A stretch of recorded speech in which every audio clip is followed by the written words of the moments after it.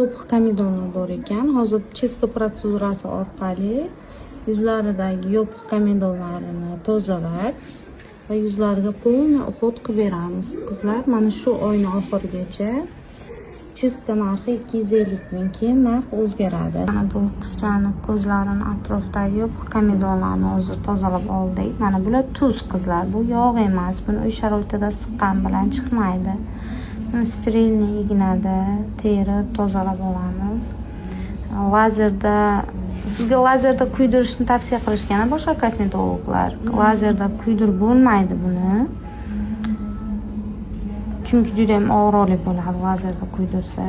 Undan cheska jarayonida tozalatgan qulayroq. Mana yuzlarini cheska qilib bo'ldim. Ko'z ustidagi yopiq komedonlarni ham tozaladik. Mana yuz blestящий holatga keldi. Endi yopiq komedondan qolgan izlari yara bo'lib tushadi. Buning uchun bir hafta 10 kuncha vaqt kerak.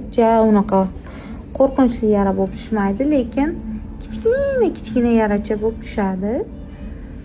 O'shangacha professional yaxshi SPF'lardan foydalanib yuzni imkon qadar parvarish qilib turish kerak. Hammasi o'tib ketadi.